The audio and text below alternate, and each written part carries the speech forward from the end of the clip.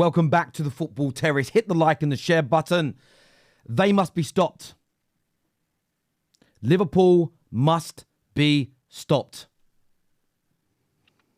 11 wins in their opening 12 games. No Liverpool manager in their history has done this. I know we have Gary Neville out there saying nobody thinks they can win the league title. I know people are putting out this false narrative. They've played no one. I mean, they've played Milan, they've played Leipzig, they've played Man United, they've played Chelsea. They've only played 12 games. 1/3 of their matches have been against good to very good opponents. Man United, it's a derby. We know it's a leveller. We can't suddenly rewrite 140 years of footballing history to push a weak narrative against Liverpool. They are brilliant. It isn't the most entertaining football. It isn't the most flamboyant, expressive, beautiful football to watch. But it is deadly, it is efficient, and it is so hard to break down and beat. Liverpool Football Club are slowly becoming the favourites to win the Premier League this year. Yes, Arne Slot is new to the EPL. But I don't see why such a big deal is being made out of this.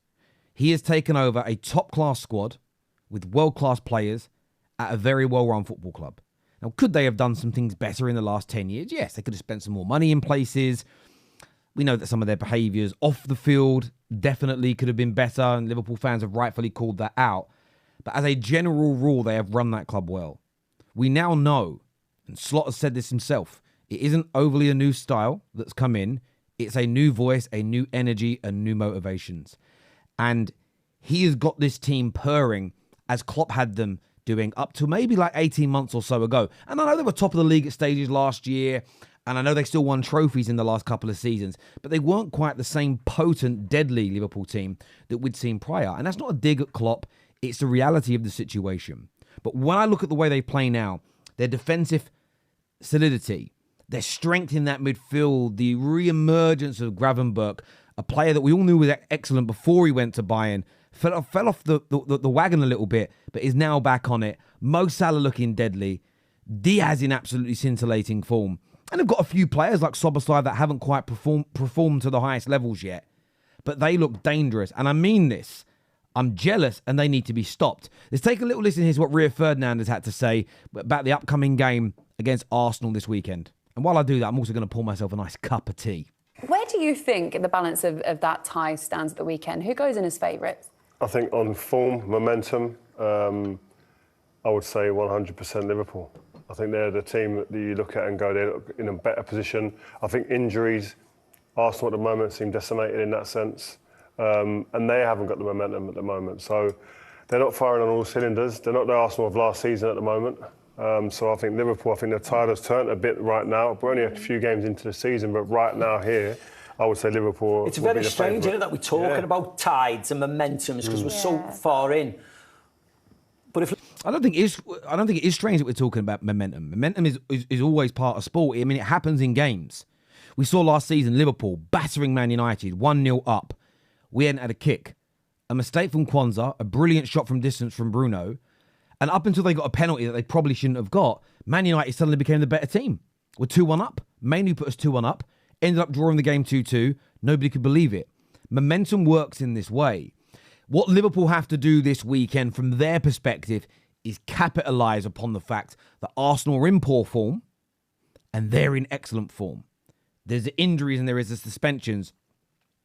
Listen, people are going to say I'm glazing Arsenal, don't care. I do want Arsenal to win this game. I want Arsenal, or in fairness, someone asked me the other day, who would you want to win the league if Man United could not? And genuinely, the order for me would be, out of the teams that have a conceivable chance of starting the season well, would sort of be Villa, followed by Chelsea, followed by Arsenal, followed by Liverpool, followed by City. Don't want City doing a five-peat. Wouldn't like Liverpool to match the same league titles as United have got. Arsenal are much lesser of an evil than those two records. But again, they're on, 13 league titles. They'd be on 14. That puts them closer to Man United. Then it would go to Chelsea, because again, they're further behind. And then Villa, who, by the way, Villa actually have got quite a few titles. I actually need to go and check how many they've got. But there's a hierarchy. If my club can't win it, I want the next best possible result for my football club. But that's why I want Arsenal to win this game at the weekend, because I just don't want Liverpool winning the league. But I've got a horrible gut feeling that we are going to see them lift another Premier League title this year. It's just starting to come through. Now, positive news for Arsenal, as per the title of the video, is some big news for them.